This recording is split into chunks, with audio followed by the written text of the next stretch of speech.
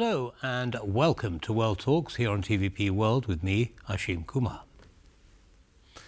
US President Donald Trump's administration announced that it was rolling back Biden-era guidelines that limited arrest and conditional release, which was used by former President Joe Biden to allow temporary entry into the United States for hundreds of thousands of migrants who had crossed the border without going through proper immigration procedures. Trump has issued a series of executive orders aimed at cracking down on illegal immigration and achieving his goal of deporting millions of US immigrants, including possibly some Polish citizens. We are joined by Bogusław Chrabota, he's editor-in-chief, Gremi Media, about the effects of these new regulations on millions of people in America. Welcome to TVP World, Mr. Chrabota, and thank you for taking the time. Hello, thank you. Good to be with you again. Pleasure to have you. So, what do you make of the fact that, you know, President Trump has said from the beginning that one of his priorities is going to be sealing the border and throwing out those people who haven't been through the proper channels when it comes to immigration? And that seemed to resonate with a lot of people in a country where there are, most people there are migrants of some description or other anyway. Why do you think it resonated so loudly, that idea? First, because of his ultimate will to solve the problem, which is really a real problem in the States. 11 million people, that's really a number. It's the number of small nation like Czech or Slovak nation. 11 million people just to having a problem with the legal status in the US. So I think that these people can feel kind of stress or threat what will happen with them, with their families, etc. So now we know what are the first regulations, we know first decisions, we know that there is no more access to the American territory on the Mexican border.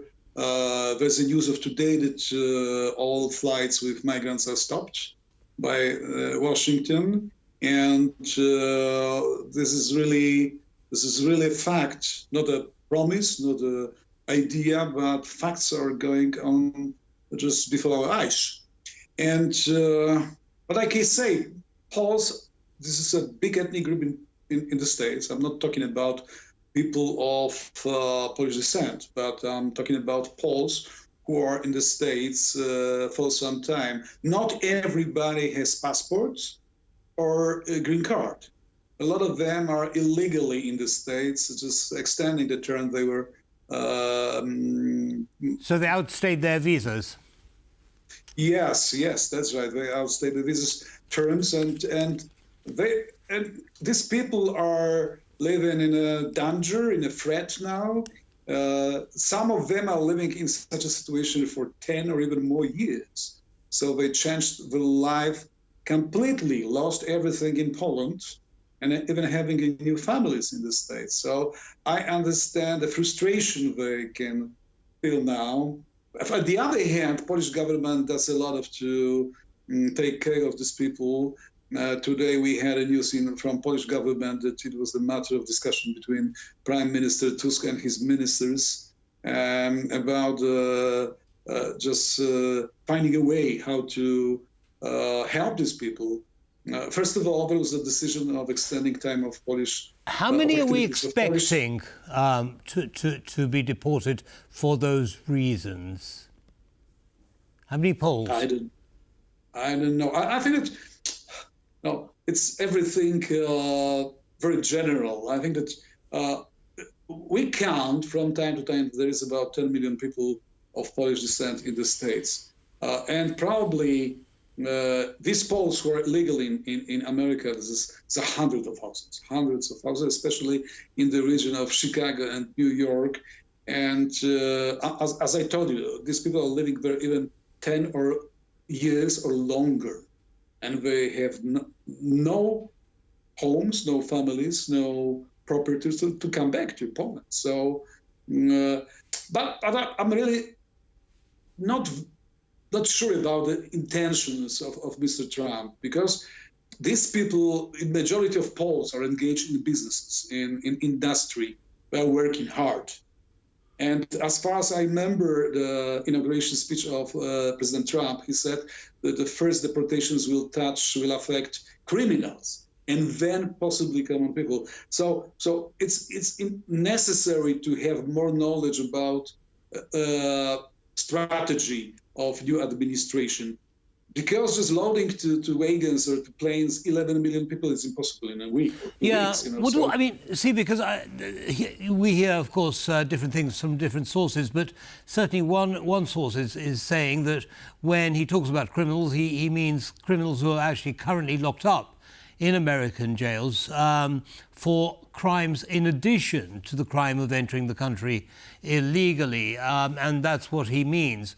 Of course, 11 million is a huge number, and it's not going to be an easy job.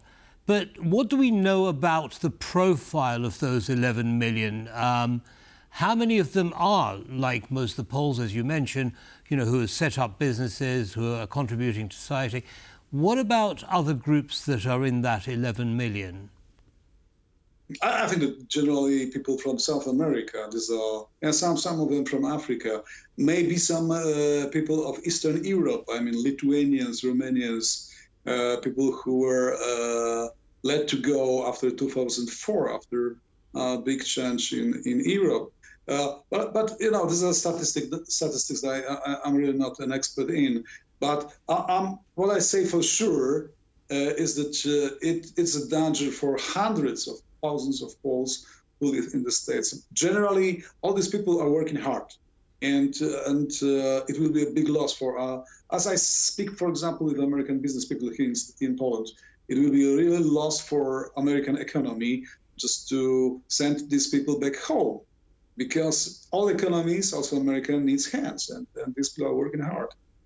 I was dealing with some of them some time ago in the States, so I know them pretty well. And so are not people of social care, not waiting for money coming down from helicopter. These are people of heavy work, and I believe they have a kind of a moral right to stay and to legalize the status in the States. So probably another step of Trump administration will be a new procedure of legalizing the stay in the U.S. Understood. Well, obviously, we should be watching closely to see how that unfolds. Now, what about, because as you mentioned earlier, Prime Minister Tusk has said, well, that any Poles who are sent back to Poland will be warmly received. There's always a home for them here. How will they be absorbed back into Polish society? What impact do you think this might have, either socially, economically, of the return of these people? Don't forget this migration of 90s and even from the beginning of this century, it was migration for jobs. And these people were looking for good salary, for better conditions of life. And in the meantime, in Poland, during these last 20 years, the level rose up very, very much. So it's not a big difference today between, standard of life in Chicago downtown or Warsaw downtown, or in Gary, Indiana, the suburbs of Chicago, and Polish little city of Kielce. So all these people generally have families in Poland. So they will be received by families if they are coming here. Of course, frustrated, of course, devastated, but it is much easier for today to adopt them in this society that it was, let's say, 25 or 30 years ago. Understood, but it's still a large number relative to the size of the Polish population. You mentioned about 3 million who might be in this position. That's 7 or 8% of the Polish population as a whole. Do you think there might be a problem, or assimilating back into society for such a large number? I don't think. Probably some of these people will try to come back to the States in the future, maybe after another changes, because I think that after Trump, the migration policy in the States will be changed again. So probably majority of these people who who have roots now in American society will try to come back. But I don't think it will be a really problem to accept them here and to find space for them in this society on the Vistula River banks. We shown almost 3 years ago that Poles are able to accept millions of refugees in a week.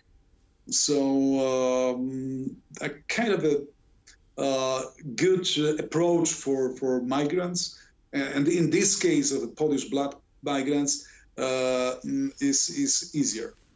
Understood.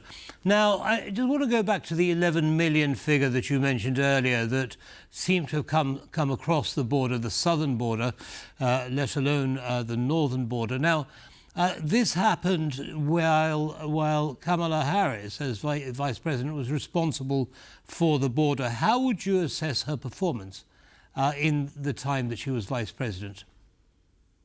I think that it was another strategy, another concept of American society, much more open, much more multicultural, much more liberal for newcomers. And on the other hand, this especially southern border was not very much tough and kept by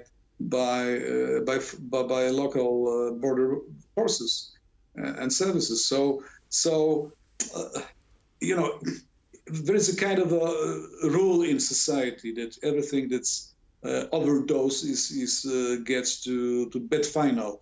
So I think also Americans feel that migration should be maybe not stopped, but limited, and there's a common feeling in America that I know. Yes, well, that, as I say, seems to have been borne out by the success of Trump in the elections.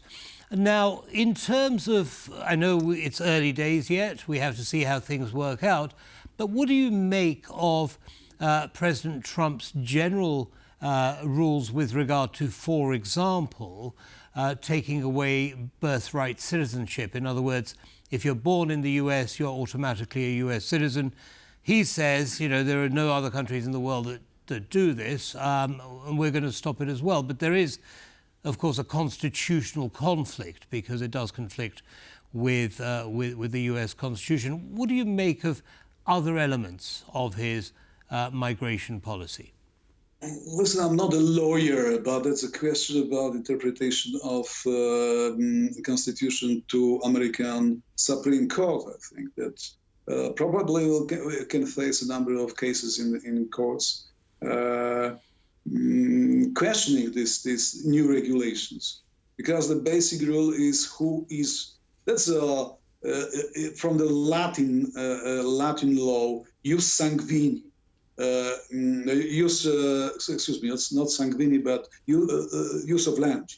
Yes, everybody who is born in a territory controlled by the state is regular. I mean, automatically the citizen of this country.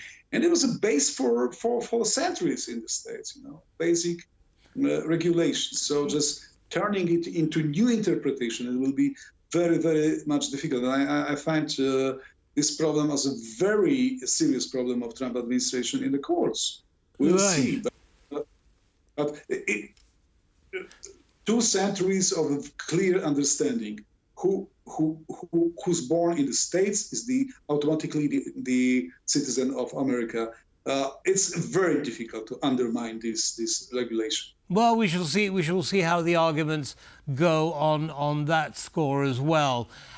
Just very, very briefly, what do you think of the rebuilding of the wall between US and Mexico? I mean, of course, the European Union is doing it. In Poland, Israel has one to protect its borders. Do you think that Trump does have a good argument for continuing to build that wall? Listen, we have a wall in Polish east border. There was a big conflict about it, but finally it's working and it stopped migration from the east. The same in Israel. It was under big question in Israeli society. Right.